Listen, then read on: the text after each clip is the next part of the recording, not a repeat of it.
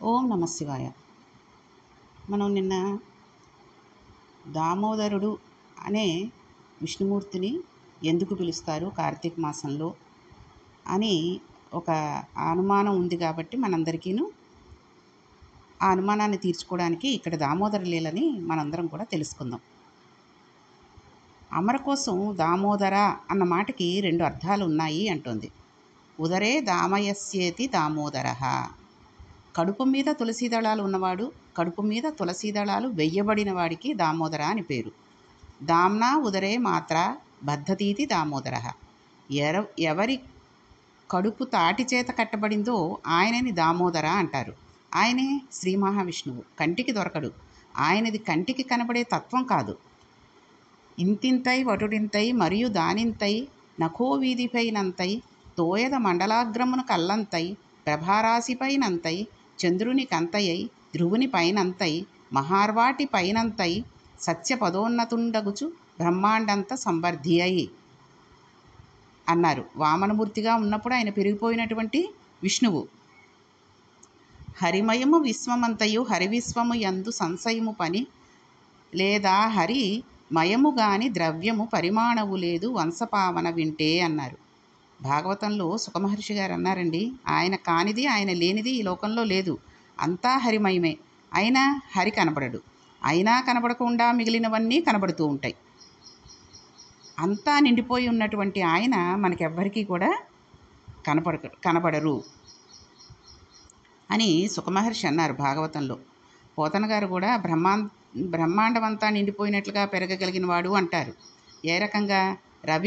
రవిబింబం ఉపమింప భాద్రమగు ఛత్రంబై శిరోరత్నమై శ్రవణాలంకృతి అయి గళాభరణమై సౌవర్ణ కేయూరమై చవిమత్కంకణమై కటస్థలి సుదంచ ఘంటమై సూపుర ప్రవరంబై పదపీఠమై వటుడు తా బ్రహ్మాండమన్ నిండుచున్ అంటారు. అంటే అటువంటి పరాత్పరుడైన విష్ణువు శ్రీ మహావిష్ణువు. ఆయన ఉదరే దామయస్య తీతి దామోదర అంటే కడుపు మీద తులసిమాలలతో మాంసనేత్రానికి దొరుకుతాడు.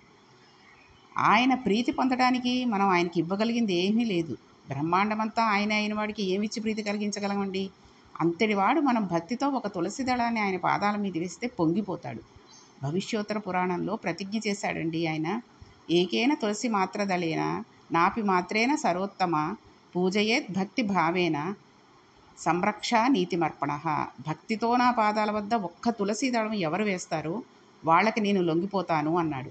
దామోదర శబ్దానికి అర్థం కంటికి దొరకకుండా కంటి ముందే ఉండి లోపల బయట వ్యాపించి ఎప్పుడూ రక్షణ చేసే భగవంతుని తత్వానికి విష్ణుతత్వము అని పేరు. అటువంటి విష్ణుతత్వం గురించి గోపరాజు గారు అంటారు, శ్రీ రఘురామ చారు తులసీదళదామ సమాక్షమాది శృంగార గుణాభిరామ త్రిజగన్నత శౌర్య రమాలలామ దుర్వార కబంధ రాక్షస విరామ జగజ్జన కల్మషార్ధవోత్తారక నామ భద్రగిరి దాశరథి కరుణాపయోనిధి అంటారు.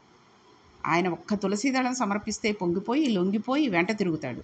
ఇంకేమీ ఇవ్వక్కర్లేదు. భక్తితో ఈశ్వర అంతా నువ్వే అని ఒక్క తులసీదళం వేస్తే పరవశించిపోవడం ఆయన లక్షణం. ఒకసారి అమ్మ ఆయన పొట్టను తాటితో కట్టేసిందిట. ఎవరి పొట్ట? అదేమైనా అసలు సామాన్యమైన పొట్టటండి. అందులో ఎన్నుంటాయి? కుప్పించి ఎగసిన కుండలంబుల కాంతి గగన భాగం బెల్ల కప్పిగొనగా ఉరికిన నోర్వక ఉదరంబులోనున్న జగముల వ్రేగున జగతి కదల చక్రంబు చేపట్టి చనుదెంచురయుమ్న పైనున్న పచ్చని పటముజార నమ్మితి నాలావు నగుబాటు సేయకు మన్నింపు మణిక్రీడి మరల దిగువ కరికి లంఘించి సింహంబు కరుణ మెరసి నేడు భీష్ముని చంపుదు నిన్నుగాతు విడువు మర్జున యనుచు మద్విక వృష్టి తెరలి చనుచెండు దేవుండు దిక్కు నాకు అంటారు భీష్మాచార్యుల వారు. ఆయన రథంలో నుండి దూకితే కడుపులోని లోకాలన్నీ కదిలిపోయాయిటండి. అన్ని లోకాలను తన కడుపులో పెట్టుకున్న విష్ణువు కడుపు ఎంత పెద్దదో ఆ కడుపును కట్టగలిగిన తాడు లోకంలో ఉండదు. కట్టలేదన్న విషయం తెలియకపోవడమే అమ్మ భక్తి. యశోదమ్మ అంతే కదండి, ఆవిడికి తెలియదు కదా, పుట్టినవాడు శ్రీ మహావిష్ణువు అని తెలియదు. చిన్న పిల్లాడు నా కొడుకు అనుకుంటోంది ఆవిడ.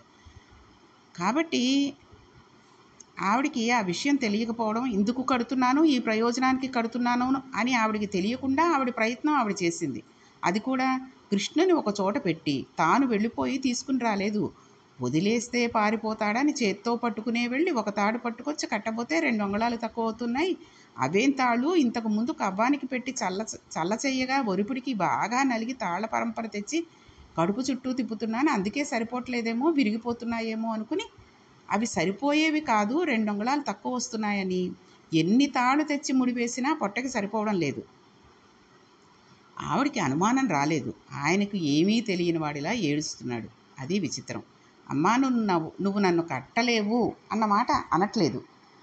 స్తంభాదికంబు లుదనకు అడ్డంబైన ఇట్టట్టునని పట్టి నీని వాని నీ తప్పు సైరింపు మింక దొంగిల బోవనే నేనని మునుముట్ట నేర్చువాని కాటుక నెరయంగ కన్నులు నులుముచు వెడలు కన్నీటితో వెగుచువాని నేదశ వచ్చును ఇది అని పలుమార నురుగుచు క్రేగంట చూచువాని కూడుబాణి పట్టుకుని వెరపించుచు చిన్న వెన్న దొంగ చిక్కెననుచు నలిగి కొట్ట చేతులాడక పూబోడి కరుణతోడ బాలుడు కట్టదలచి అన్నారు భాగవతంలో. కంటి కాటుకంతా బుగ్గల మీద కారిపోయేటట్లుగా దొంగ ఏడుపు ఏడుస్తూ భయం నటిస్తూ అమ్మా, దొంగతనం చెయ్యనమ్మా, నన్ను వదిలిపెట్టమ్మా అని అంటున్న కృష్ణుణ్ణి చేత్తో పట్టుకుని తాళ్ళు తెచ్చి ముడులు వేసి కట్టినా ఆయన పొట్టుకి సరిపోవడం లేదు. జగత్తులన్నీ ఉన్న కుక్షిని కట్టడం అంత తేలికటండి. కానీ ఆవిడికి ఆలోచన రాలేదు. ఆవిడ ఏం చేసింది? తజ్జనని లోగిటంగల రజ్జు పరంపరల గ్రమ్మరన్ నుతగట్టన్ బొజ్జ తిరిగి రాదయ్యే జగజ్జాలములున్న బొజ్జ కట్టన్ వశమే అయ్యింది ఆవిడికి. ఆయన ఏం చేస్తున్నాడు? చిక్కడు సిరి కౌగిటిలో చిక్కడు సనకాది యోగి చిత్తాబ్జములన్ చిక్కడు శృతిలతి కావలి చిక్కెనతడు లీల తల్లి చేతన రోలన్. వేదాలకు దొరకనివాడు, లక్ష్మీదేవి కౌగిటికి దొరకనివాడు, సనకాది మహర్షుల గుండెలలో పట్టనివాడు ఒక గోపకాంతకి దొరికిపోయాడు. ఒక్క కారణానికి దొరికిపోయాడు. ఏంటండి?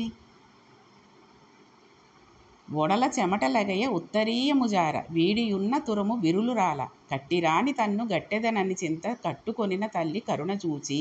ఈ పిల్లవాడిని ఇంక నేను పట్టుకోలేను, జగత్తులన్నీ కడుపులో ఉన్నవాడు పట్టుకోలేనన్న విషయాన్ని తెలుసుకోకుండా నా కొడుకు పట్టుకోగలనన్న పూనికతో తన వెంటబడి పరిగెడుతున్న తల్లి పట్టుదలకి అలా వెంటబడుతుండగా ఆవిడ చెమట పట్టి వేసుకున్న పమిట జారిపోయి కొప్పు విడిపోయి పూలు నేల రాలిపడిపోతే అయ్యో నన్ను పట్టుకోలేరెవ్వరు అని తెలుసుకోలేక నన్ను పట్టుకుంటానని కష్టపడుతున్న అమ్మకి నేను పట్టుపడకపోతే ఎలా అని పట్టుబడిపోయాడు.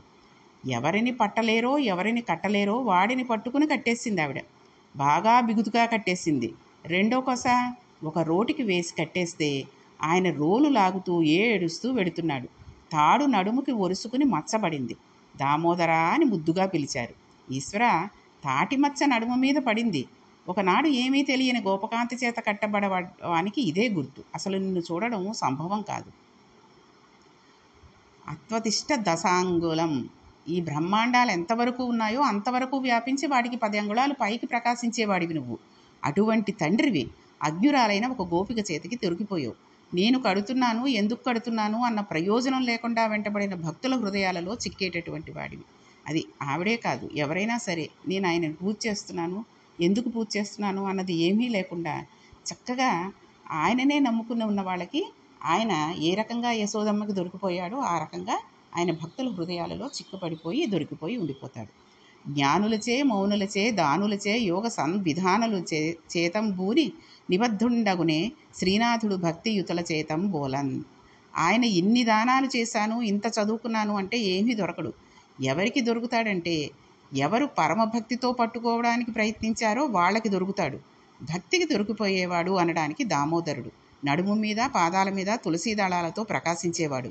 ఈశ్వర, అంతటా నిండిపోయి అంతటినీ ప్రకాశింపజేస్తున్న నువ్వు శరీరంలో ఉండి కళ్ళకి కాంతి, చెవికి వినికిడి అయ్యి చర్మానికి స్పర్శ చెప్పిన వాడివి. అటువంటి తండ్రి ఈ దీపానికి ఆవాహనమవుదువుగాక. నువ్వు అనుగ్రహిస్తే ఈ దీపంలో వస్తావు. నువ్వు వస్తే నీ వెంట లక్ష్మీదేవి వస్తుంది. కర్ణమేన ప్రజాభూతామయ సంభవ కర్ధమ శ్రియం వాసమేయమే కులే మాతరం పద్మమాలిని. ఆవిడ వస్తే పిల్లలతో కలిసి వస్తుంది, వచ్చి ఆవిడ ప్రవేశిస్తుంది. నువ్వు మా ఇంట్లో ఉంటే ఇంకేం కావాలి? కాబట్టి కార్తీక దామోదర దీపంలో ప్రవేశించు.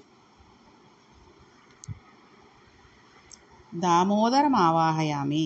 భక్తికి లొంగిపోతాడన్న విషయాన్ని పూనికతో మనసులో పట్టుకున్నారనడానికి గుర్తు ఇంట వెలుగుతున్న దీపం. అందుకనే కార్తీక మాసంలో దీపం వెలిగించి విష్ణుమూర్తిని దామోదరం ఆవాహయామి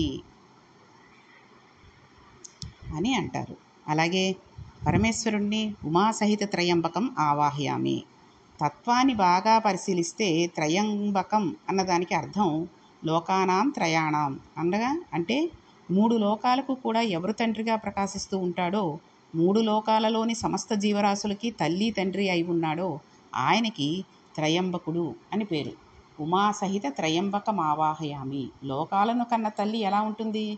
జగదంబ పార్వతీదేవి కదండి ఆవిడ. వాగర్ధావివ సంపృక్తౌ వాగర్ధ ప్రతిపత్తయే జగతపితరౌ వందే పార్వతీ పరమేశ్వరౌ. ఈశ్వర, నేను సుఖాలలో ఉన్నప్పుడు నిన్ను పిలిచానో పిలవలేదు. కార్తీక మాసం కదా, బయట ప్రమాదకరమైన వాతావరణం. నువ్వు శివుడివి.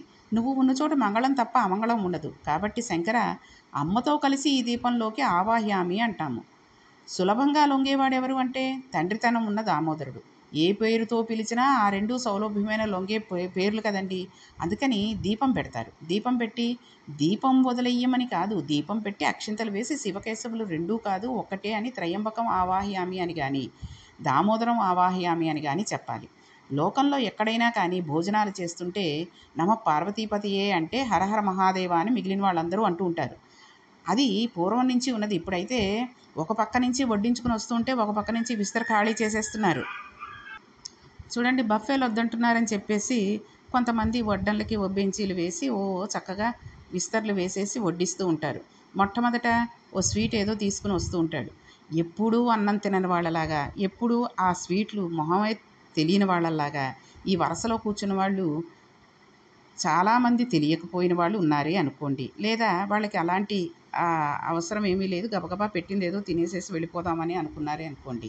అందులో జ్ఞానం ఉన్నవాళ్ళు వాళ్ళు కూడా అంది వడ్డించాక పరమేశ్వరుడు సమర్పయామి అనేసుకుని ఆ ఉపాసన పట్టి అప్పుడు తినాలి అని తెలిసిన వాళ్ళు ఉన్నప్పటికీ ఆ వరుసలో వాళ్ళిద్దరు తినేశారు కాబట్టి మనం తిన్నా తప్పులేదన్నట్టుగా వాడు అలా ఒక వరుసలోంచి స్వీట్ వేసుకుని పక్క విస్తర్లోకి వేయడానికి వాళ్ళు కూడా చూడండి వరుసగా వచ్చేస్తూ ఉంటారు ఒకళ్ళ తర్వాత ఒకళ్ళు వడ్డం చేయడానికి. ఇప్పుడు వడ్డన్లు బంధువుల చేతే చేయించట్లేదు, వాళ్ళకి వేరే డబ్బులు ఇచ్చి పెట్టుకుంటున్నారు. ఎందుకని? వాళ్ళైతే చెంచాడే వడ్డిస్తారు కాబట్టి ఎక్కువ అయిపోవడం ఉండదు సరుకు. బంధువులైతే మొహమాటానికి ఇంకో 2-3 గరెట్లు వేయాల్సి వస్తుంది. ఆ ఉద్దేశంతో కూడా ఉంటుంది. ఆ వడ్డించే వాళ్ళండి మరి ఏం కూరో ఏమిటో తెలియదు, వరుసగా వేసుకుని వెళ్ళిపోతూ ఉంటారు. చెంచాడు మళ్ళీ పిలుద్దామంటే వాడు ఎక్కడా కనబడ్డు. బాబు ఇదేదో కూర బాగుంది, కొంచెం తిందామని ఎలాగో అలాగ కాస్త నోటికి రుచిగా సాయిస్తుందేమోనే ఓ పెద్దావిడో పెద్దాయనో తాతగారో మా అమ్మగారో అనుకున్నారనుకోండి, వాళ్ళకి మళ్ళీ ఆ వస్తువు అనేది దొరకదు. ఇంత వాడు వచ్చేసి అన్నీ వడ్డించేసి ఇంత అన్నమో పలావో పులిహారో ఏదో రైస్ ఐటమ్స్ అని పెట్టేసేసి సాంబార్ పట్టుకొని తిరుగుతారండి. సాంబార్ అంటారు. ఈ తినేవాడికి పప్పు కలుపుకుంటున్నా సరే సాంబార్ అనేది మనసులో వినపడి అదొక రకమైన హిప్నటైజింగ్ అయిపోయి ఆ సాంబార్ వేసే బాబు అనేస్తాడు. అది వేయగానే పెరుగు వచ్చేస్తుంది. ఇంకా వాడికి అన్నం పెట్టడం ఎందుకండి? తినేటట్టుగా అందరికీ వడ్డించేటట్టుగా ఉండనప్పుడు ఆ అన్నం పెట్టడం ఎందుకు? కాబట్టి పూర్వకాలంలోనండి అందరికీ వడ్డనలు అయిన తర్వాత నెయ్యి కూడా అభేరించాక అందరూ ఏమంటారో తెలుసా అండి? నమ పార్వతీపతయే అని ఒక పెద్దాయన ఒక శ్లోకం కూడా చదువుతారండి. అసలు భగవంతుడికి సంబంధించిన శ్లోకమో పద్యమో ఏదో ఒకటి చదివి అంతసేపు వీళ్ళు ఆ ఆకలి అలా పెట్టినా సరే ఆకలిని కంట్రోల్ చేసుకుని చక్కగా భగవంతుడి మీద భక్తితో అలా ఉంటారు. ఉండి ఆయన నమ పార్వతీపతియే అంటే హరహర మహాదేవ అనుకుని అప్పుడు ఔపాసనం చేసి భోజనం చేస్తారు. కాబట్టి అది అసలు భోజనం చేయాల్సిన పద్ధతి. అంతేగాని పెట్టేది పెడుతూ ఉంటాడు, తినేది తింటూ ఉందాము అని ఈ తినేవాళ్ళు ఇంకా తింటూ ఉండగానే ఏదో అవతల వాళ్ళు ఇంకా ఏదో కొంపలు అంటుకుపోతుండగా ఆ కుర్చీలు అంటుకుని అలాగ నిలబడి ఉంటారు వెనకాల. ఆ వెనకాల ఉన్న వాళ్ళకి అవకాశం ఇవ్వాలని వీళ్ళు తినేది తినాలా లేక మానేసేసి లేచి వెళ్ళిపోవాలా అనేది అర్థం కాకుండా ఈ ముందున్న వాళ్ళు ఉంటూ ఉంటారు. కాబట్టి అలా సగం ఆకలితోటి ఆ వచ్చిన బంధువుల్ని పంపించేస్తే పరమేశ్వరుడు సహించడు. కాబట్టి ఇక్కడ త్రయంబకం అనవచ్చు కదా, శివుణ్ణి హరహర అంటారు ఎందుకు? అంతే కదండి. కార్తీక మాసంలో ఉమాసహిత త్రయంబకం ఆవాహయామి అంటారు. కానీ మరి ఇక్కడ ఏం చేస్తున్నారు? భోజనాలు చేసేటప్పుడు అది కార్తీక మాసంలో వనభోజనమైనా సరే, కార్తీక మాస సంతర్పణమైనా సరే, నమ పార్వతీపతియే హరహర మహాదేవ్ అంటారు. కానీ త్రయంబకం త్రయంబకం అని ఎందుకనరు? శివుణ్ణి హరహర అని అంటారు. ఎందుకంటే ఆయన దగ్గరికి వెడితే ఏడుకొండలవాడ వెంకటరమణ అంటే గోవిందా గోవిందా అంటాం. ఎక్కడికి? విష్ణుమూర్తి దగ్గరికి వెళ్ళినప్పుడు. విశ్వం వషట్కారో అనవచ్చు కదా, గోవిందా అనే ఎందుకనాలి అంటే ఈ రెండు నామాలు అంత గొప్పవని ఇద్దరు చిన్నపిల్లలు చెప్పారు. చిన్నపిల్లలకి అబద్ధం చెప్పడం రాదు కదండి. జయ జయశంకర హరహర శంకర్ అంటూ పెడుతూ ఉంటాం. ఆ హరహర అనడంలో రహస్యం ఏమిటంటే జ్ఞాన సంబంధారని ఒక నాయనారు ఉండేవాడు. ఆయన చిన్నతనంలో పార్వతీదేవి సన్యం గోలారు. అమ్మవారి పాలు తాగేటప్పటికీ ఆయనకి పరమశివ జ్ఞానం వచ్చేసింది. ఆయనతో ఒకప్పుడు జైనులు వాదించారు. శివుడు ఉన్నాడని నీవు నిరూపించు, మేము మా విశ్వాసం నిరూపిస్తాం అని ఒక పరీక్ష పెట్టారు.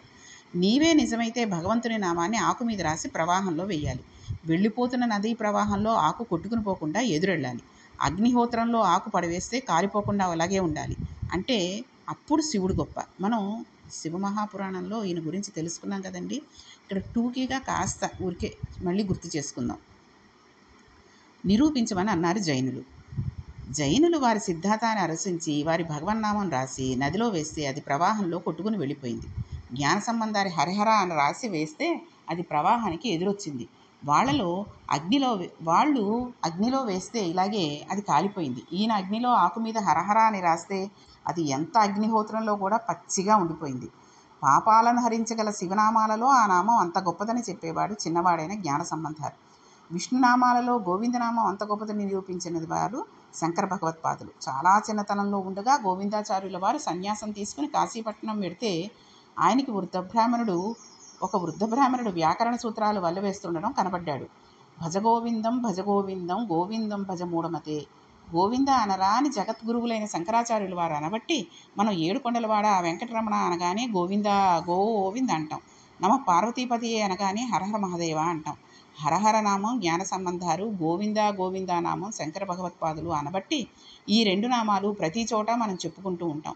త్రయంబకం దామోదర అన్న రెండు నామాలు అంత సౌలభ్యమైన నామాలు. అందువలన వాటిని దీపం మీదకి ఆవాహన చేస్తాం. కార్తీక మాసం అంతా ఉపాసన చేస్తాం. అప్పుడు భేదమేమీ ఉండదు. విష్ణువే శివుడు, శివుడే విష్ణువు. ఆకాశదీపం విష్ణాలయంలోనూ శివాలయంలోనూ రెండు చోట్ల ఎత్తుతారు. అంత పరమ ప్రఖ్యాతమైన కార్తీక మాసంలో శ్రీ మహావిష్ణువు పరమశివుని శరీరంలో భాగాన్ని పొందారు కాబట్టి పార్వతీదేవికి శివాష్టోత్తర శతనామ స్తోత్రం ఉపదేశం చేశారు. దాని గురించి చెప్పడానికని ఇంత మనం చెప్పుకోవాల్సి వచ్చింది. పరమేశ్వరుడి శరీరంలో సగభాగం శ్రీ మహావిష్ణువు ఉన్నాడు అన్న విషయాన్ని మనం ఇంత వివరంగా తెలుసుకోవచ్చింది. అయితే పరమేశ్వరుడికి శివాష్టోత్రం, పార్వతీదేవికి శివాష్టోత్తర శతనామ స్తోత్రం ఉపదేశం చేశారు. ఇది నాకు ఎవరు నేర్పారో తెలుసా అంటే పరమేశ్వరుడికి ఎవరు నేర్పారో తెలుసా? అస్తి గుహ్య తమం స్తోత్రం అంటూ పరమశివుడే నాకు నేర్పాడు. కాబట్టి ఈ స్తోత్రాన్ని భక్తితో ఉపాసన చేస్తే నీకు శివానుగ్రహం కలుగుతుంది. దానివలన పరమశివుని శరీరంలో సగభాగాన్ని పొందుతావని విష్ణుమూర్తి చెబితే అప్పటి నుంచి పార్వతీదేవి ఉపాసన చేసింది. ఎన్ని మాటలు చదివింది అన్నది కాదు, భక్తితో ఒక్కమారే చదివి ఉండవచ్చు. ఆవిడ పరమశివుని శరీరంలో సగభాగాన్ని పొందింది. అప్పుడు అర్ధనారీశ్వర స్వరూపం వచ్చింది. అంత గొప్ప నామాలండి శివాష్టోత్రంలో నామాలు. ఎందరో మహానుభావులు శివకేశవుల ఏకీకృత స్వరూపాన్ని అనుభవించారు. ప్రదోషవేళ ఎంతో పవిత్రం. అటువంటి సమయంలో శివాష్టోత్తర శతనామం చదివితే చాలా మంచిది. ప్రదోషవేళ అంటే సాయంత్రం ఇంచుమించు 5:30 నుంచి 7 వరకు వేసుకోండి. సాయంత్రం 6:30కి అయిపోతుంది. కానీ ఎండాకాలం అప్పుడు కొంచెం ఇంకాను ఒక చోట కాస్త మనకి ఎండగా ఉండి ఇంకా కొద్దిగా వెలుతురుండి అవుతూ ఉంటుంది. కాబట్టి 5:30 నుంచి 7 వరకు పడుకుని ఉండడం కానీ, పాత బట్టలు ఉతుక్కోవడం కానీ, మాసిపోయిన బట్టలు మడతలు పెట్టుకోవడాలు కానీ, లేకపోతే వేరే పనులు ఏమీ చేయకుండా చక్కగా ఆ టీవీలో సీరియల్స్ సినిమాలు చూడడం కానీ చేయకుండా అందంగా ఒక సెల్ ఫోన్లో పెట్టుకోండి, శివాష్టోత్తరం పెట్టుకోండి, లేకపోతే శివసహస్రం పెట్టుకోండి, లేకపోతే రుద్రకవచం పెట్టుకోండి, అమ్మవారి పాటలు ఏవైనా పెట్టుకోండి. ఎందుకంటే పార్వతీ పరమేశ్వరులు అలా లోకాలనంతటినీ చూడడానికి విహంగం చేస్తూ వస్తారు. మన ఇంటికి వస్తే మనం ఇలాంటి పిచ్చి పనులు చేస్తే ఆయన విసుక్కుంటాడు. అదేంటి నేను వచ్చానన్న గౌరవం కూడా లేదు వాళ్ళకి అని చెప్పి వెళ్ళిపోతాడు.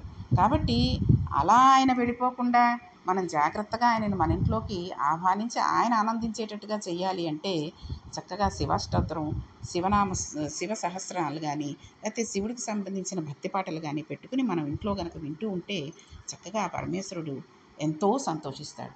కాబట్టి అందులోనూ కార్తీక మాసంలో ప్రదోష వేళకి ఎక్కువ ప్రాధాన్యం ఉంటుంది. ప్రతిరోజు ఉండే ప్రదోషం అయితే త్రయోదశి నాటి ప్రదోష వేళ ఉండే సాయంకాలాన్ని మహాప్రదోషం అని పిలుస్తారు. అది మరింత శక్తిమతం. కాబట్టి ప్రదోషణ వేళలో శివ నమస్కారం, అందున దేవాలయంలో కూర్చుని ఒకసారి చేస్తే ఈశ్వరుడు 1,00,000 సార్లు చెప్పిన ఫలితం ఖాతాలో వేసేస్తాడు. అవకాశాన్ని వదిలేయకూడదండి. ఒక దేవాలయంలో చదివితే దేవాలయం కూడా అంత శక్తిని పుంజుకుంటుంది. దానికి నారాయణుడు ఋషి, అనుష్టుప్ ఛందస్సు, సాక్షాత్తు పరమశివుడు దేవత. కాబట్టి రేపు మనం ఒకసారి కుదిరితే శివాష్టోత్తరం మనం శ్లోక రూపంలో, పద్య రూపంలో ఒక్కసారి చదువుకుని దానిని గురించి మనం తెలుసుకుందాం. కాబట్టి ప్రదోష వేళలో శివాలయానికి ఎక్కువ మంది కార్తీక మాసంలో పొద్దున్నే వెళ్ళిపోతూ ఉంటారు. అయిపోతుంది గబగబా స్నానం చేసి మళ్ళీ మడి అది కట్టుకుని ఇంట్లో వంటలు అవి చేసుకోవాలని. అలా కాకుండా ప్రదోష వేళలో వెళితే శివాలయంలో ఇంకొంత ఫలితం ఉంటుంది. కాబట్టి ఎప్పుడైనా ఒకసారి కుదిరినప్పుడు శివాలయానికి సాయంత్రం మాటలు వెళ్ళడానికి కూడా ప్రయత్నం చేస్తూ రేపు శివాష్టోత్తరం గురించి చెప్పుకుని దాని గురించి ఇంకొన్ని వివరాలు మనం తెలుసుకుందాం. ఓం నమః పార్వతీపతియే హర హర మహాదేవ శంభో శంకర.